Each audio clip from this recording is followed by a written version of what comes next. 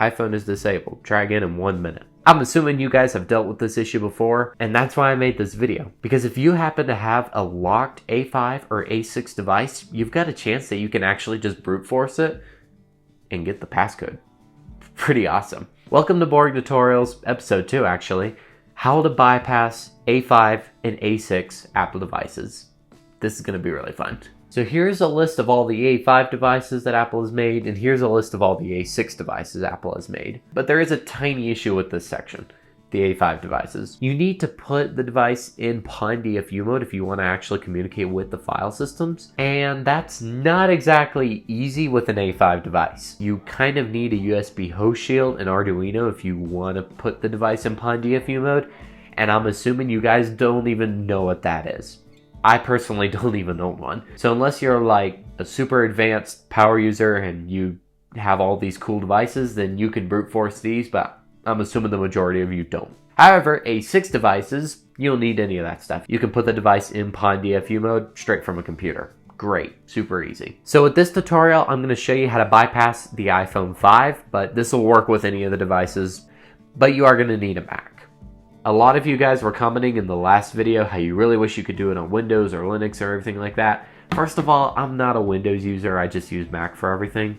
And second of all, if you're working with an iPhone, you kind of need a Mac to do it. So, there's that. So if you don't own a Mac, go over to eBay, pick one up for a little over $100. And get your hands on a Mac, because you really do need one if you want to be working with iPhones. But on top of that, you're going to need a Mac that still has a USB-A port. And the reason being, for whatever reason, if you only have a Mac that has USB-C ports, you will not be able to put the phone in DFU mode. In my last video, some of you guys said you were indeed able to put the phone in DFU mode with USB-C, and then some of you guys said you definitely couldn't. So it's kind of hit and miss, but I would still highly recommend USB-A. I think that's going to be way better and way safer. So on the Mac, we're going to need to install a couple things. So first and foremost, open up Spotlight and search for Terminal. So I've got all this code linked down in the description, so just cut and paste. That's really just going to be the easiest. So the first thing you're going to pop into Terminal is this command, the xcode-select install command. So as you can tell on my computer, the command line tools are already installed, but that's okay. Just go and get those installed on your computer. Basically, command line tools are just more layers of programs and stuff for your Mac for more like a developer purpose. So it's pretty cool actually. So the next thing we're going to need is the Legacy iOS Kit. If you're working with old devices, I would just recommend installing this anyway. Legacy iOS Kit can do so much. It's an amazing program. So it'll take you straight to the latest releases. And as you can tell here, it says Legacy iOS Kit version whatever .zip. So click that. That'll just go ahead and download the latest version onto your Mac. So unzip the folder. It may have already unzipped depending on your Mac. And then I'm just going to drag the folder straight to the desktop because that just makes my life a lot easier when I can see what I'm working with on the desktop. And then the last thing we're going to need is the actual script that bypasses the device. And in case you're curious, here's the credits for all the people who made this script, the original brute force method, RAM disk, SSHRD, a lot of code, and anyone else I forgot to mention. If you're watching this video and you're on that list, I apologize. We all recognize you. So as you can tell here, it does take some time for the script to complete. So if you have a 4-digit passcode, it'll take 13 minutes. 6-digit passcode, it'll take an entire day. And if you are unlucky enough to have an 8-digit passcode, it's going to take up about a quarter of the year. So there's that. So in order to install this script, I'm going to type in cd and then desktop, hit return. That way the folder goes straight to the desktop. That just makes my life a lot easier. And then in the repository, we're going to hit this option here that says code and then copy URL to clipboard. We'll go back into terminal and then we're going to type in git clone and then paste that command.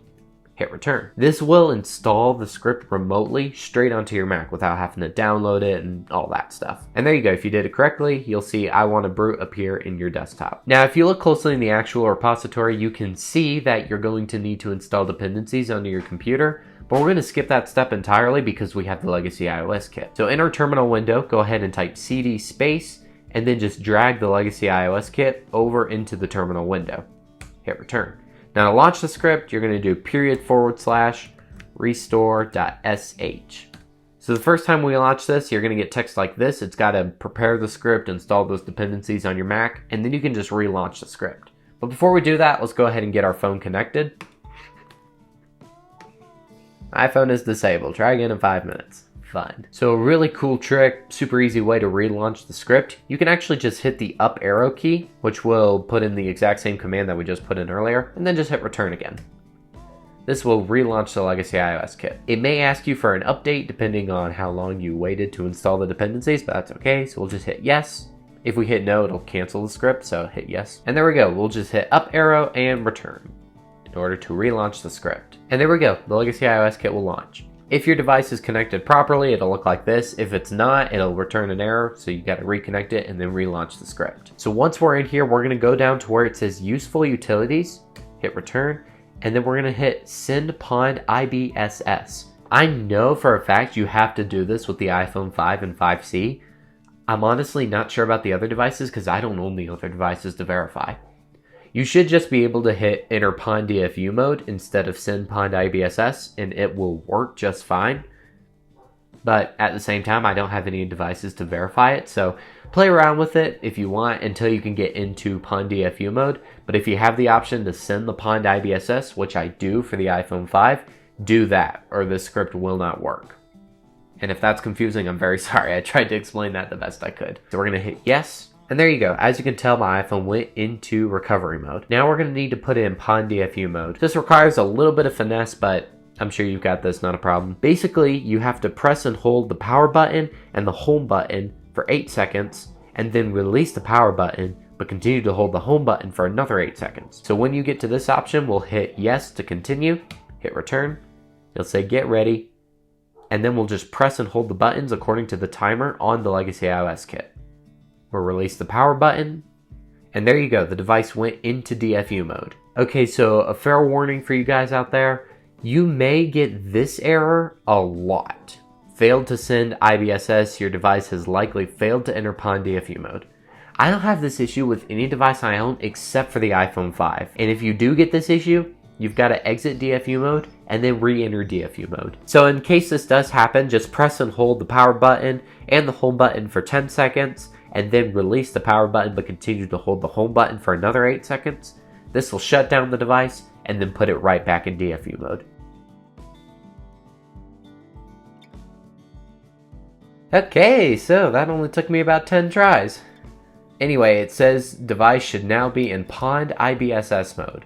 That's what we want to see. So the Legacy iOS kit will quit on its own, and then we're just going to type in cd space, and then we're going to drag that folder, I want to brute, straight into the terminal window and hit return. And now in order to launch this script, we're going to do /start.sh. It will give you this warning saying to make sure to install the requirements, but we've already done that with the Legacy iOS kit, so we don't need to. So just hit return. It says the install script is done. So now we're going to hit the up arrow and then we're going to hit return again. So now you'll see inner RAM disk version. The default is 9.0.2. The current operating system on my phone is 10.3.4, so this RAM disk should work fine. If it doesn't, then enter in an older version, such as 8.4.1 or something like that. We'll just hit return to use the default, and then the script is going to download a specific RAM disk for this iPhone, which is what we want. And if you're wondering, a RAM disk is basically the terminal for iPhone. It basically boots up into the RAM disk, and then you can type in all the commands on your computer, and it'll send all those commands straight to the phone. It's pretty cool, actually. So then you're going to need your password, so enter in your password. It won't show up in the terminal window. Hit return. When you're done, you'll see a new drive detected in your desktop called RAM disk. Pretty cool. And then you'll see a whole bunch of text load on the screen as it creates that RAM disk. And there you go. You'll see this teal color on your phone, and then a whole bunch of text will begin to appear. And there you go. Now the script will actually start. So you'll see a whole bunch of text up here in the top, but that's okay. That just means the script has started and it's going to start searching for the passcode. So now you can actually disconnect your phone from your computer, and I'm just going to set my computer off to the side just to give me some room to work with. I would highly recommend plugging in your phone while this is waiting, but my phone was at 100 when I started, so it should be fine. So while we're waiting on this thing to brute force and search for the passcode, I'm going to explain kind of what it does basically. There's only so many possible combinations for passcodes. So for example, this phone had a 4-digit passcode, which means there's 10,000 possible options. It starts from the passcode 0000 and then does 0001, 0002, and so forth, all the way to 9999. Those are 10,000 options. And it's going to check all of those passcodes at pretty rapid pace, I would say, until one of them unlocks the phone. And when it does, it'll output that passcode straight into the text. We can write it down or whatever, and then we can unlock the phone afterwards. And the reason this takes so much longer on like a 6-digit passcode is because it's got to test all of those passcodes 4-digit wise, and if they didn't work, then it has to do the exact same thing, but 6-digit wise, and instead of there being 10,000 possible options, there's 1,000,000 possible options. So it takes a lot longer to do that. And if you're unfortunate enough to have an 8-digit passcode, which I'm assuming is going to have to be alphanumeric, because there's no way to do an 8-digit passcode on an iPhone unless you include letters and symbols, then that's the one that's going to take you a quarter of the year. So hopefully you don't have an 8-digit passcode. Okay, so the script finished. That only took me about 4 minutes, which was actually pretty fast. You'll see a bunch more text appear on the screen, but right here it says found passcode 4842. Awesome. So now in order to reboot the phone, we're going to press and hold the power button and the home button until the Apple logo appears.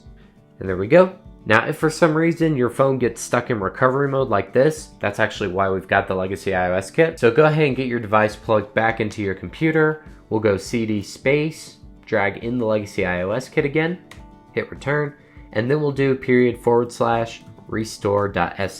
You'll see this option here called exit recovery mode, so just hit return. And that will take the device out of recovery mode and make it boot like normal. And there we go, the device reboots, and our passcode was 4842. 4842. And there we go. It unlocks just fine. Now, if you have a device that says iPhone or iPad or iPod is disabled, connect to iTunes, that means it was entered in correctly so many times, you have no choice but to restore it. Now, you should be able to just update the software so it doesn't delete anything. You can just update it and then enter in the passcode at that point. So, fingers crossed that actually works. But as you can tell, the device is fine. I've still got all my stuff here, all my pictures, all my apps. I don't have any apps installed, but that's okay. It won't jailbreak it. It won't destroy it. It'll work just fine, which is pretty sweet in my opinion. Alrighty, so that's that. That's how to bypass the passcode on A5 and A6 devices. Super easy, super simple. Just a little bit of finesse, a little bit of work, you got it. Now on the script, it does say support for A4 is coming soon, which would be the iPhone 4, the original iPad, those devices. But the last version was released 9 months ago, so I don't know how soon is. But if he does end up making A4 supported devices possible, then I'll make an update video at that point.